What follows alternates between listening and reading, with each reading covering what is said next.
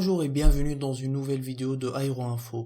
Après avoir déposé plainte en Suède la semaine dernière, la spécialiste irlandaise du vol pas cher Ryanair a annoncé le 11 mai 2020 avoir déposé plainte auprès de la Cour de justice de l'Union européenne contre le feu vert accordé par la Commission à l'aide d'État proposée fin avril à la compagnie aérienne Air France, à l'auteur de 7 milliards d'euros. Ryanair compte en particulier sur l'interdiction du report des paiements de taxes annoncés exclusivement pour les compagnies détenant des licences françaises. Cet allègement fiscal bénéficierait principalement à Air France et exclurait Ryanair et EasyJet, qui effectuent de nombreuses liaisons depuis les aéroports français.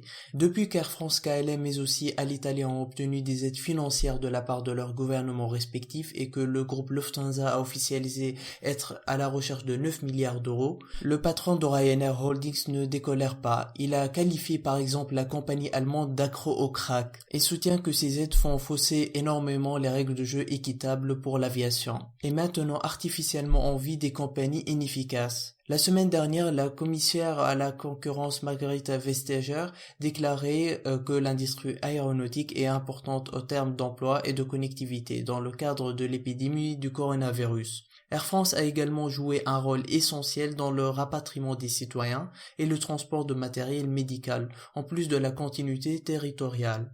En même temps, le ministre des Outre-mer Annick Girardin a promis mardi que les autres compagnies aériennes françaises, qui font elles aussi face aux répercussions de la pandémie de Covid-19, seront aidées par le gouvernement comme l'a été le groupe Air France. Interrogé à l'Assemblée nationale sur ce que l'État pouvait faire pour venir en aide aux transporteurs du Pacifique, en l'occurrence Air Calin et Air Tahiti Nui, Annick Girardin a promis que le gouvernement les accompagnera. Mais il faut être clair, c'est une responsabilité collective. Nous devrons travailler avec l'ensemble des actionnaires, y compris les gouvernements calédoniens et polynésiens, et des actionnaires privés. Ces derniers particulièrement chez Air Tahiti ou chez Air Corsair International, devront donc agir de leur côté s'ils comptent recevoir une aide de l'État.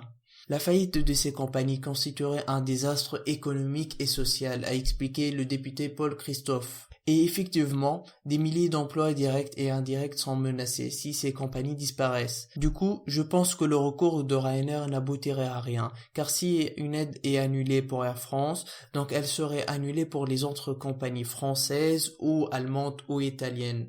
Et l'Europe, là, aura beaucoup à perdre. Donc, sujet très intéressant à suivre sur notre chaîne. Donc, n'hésitez pas à vous abonner afin de recevoir nos prochaines vidéos dès qu'elles sortent. Quant à moi, je vous dis à la prochaine.